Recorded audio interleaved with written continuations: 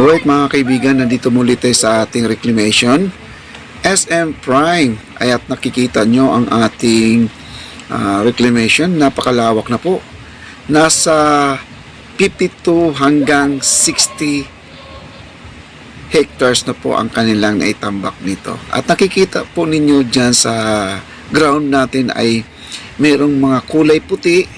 Yun po ay kasalukuyan ay support po for safety ng ating manggagawa. Yun po ang tinatawag na grounding. Napakalawak na po at tuloy-tuloy pa rin ang kanilang paghukay, yung pagtitest ng mga lupa sa ilalim ng itong reclamation na to. Ayan po nakikita nyo kulay dilaw. Diyan po ang pagbubutas nila. Naka-ready na po, meron na po silang tinatawag na marker. Napakalawak na po itong reclamation. Abangan nyo na lang po, mga ilang taon lang po ito ay magkakaroon na po tayo ng mga building na makikita dito mga kaibigan. Ito ay ang SM Prime. Ang ating Manila Horizon ay hindi pa tapos. Sa ngayon ay tuloy pa rin ang kanilang pagtatambak doon sa may gitna ng laot. Yung dalawang stick dyan nakatayo, yun po ang naghuhukay.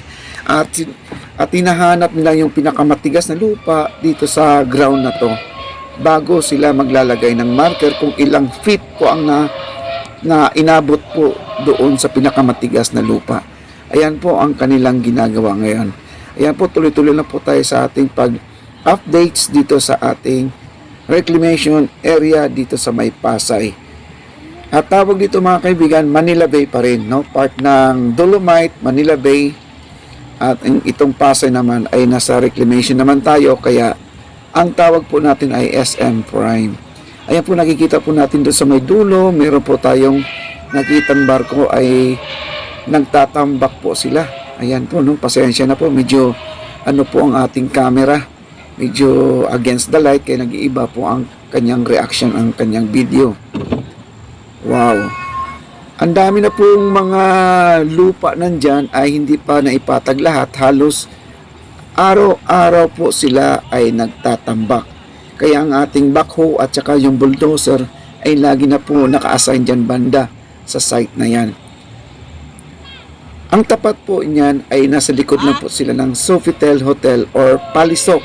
Kung alam niyo yung Coconut Palace kung saan po nakatira ang ating Vice President Jojo Binay po, dyan po tapat lang po ng Coconut Palace. Ayan, maraming salamat po. Subaybayan niyo po itong video na to hanggang sa dulo. Maraming salamat po sa mga viewers natin na walang humpay na sumusuporta dito sa ating channel, Papa Day Channel.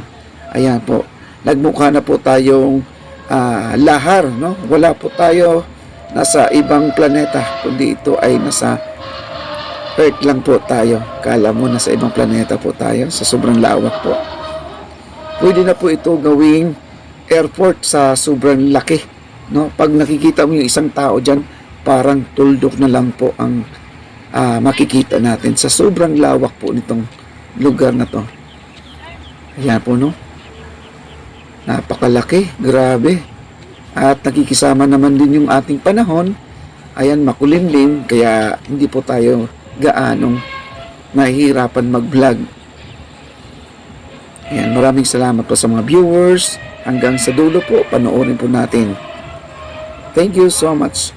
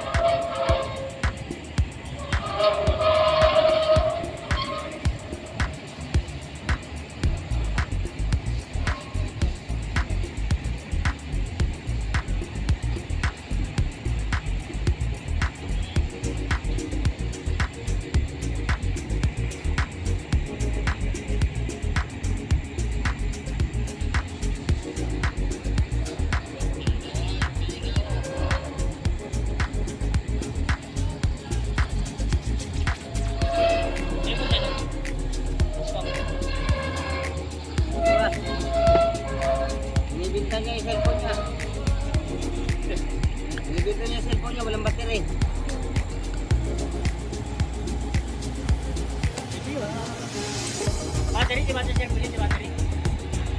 Lahat naman na cellphone may battery. Di battery, sa wapak na. Oo, yung cellphone niya na dikipan. Ay,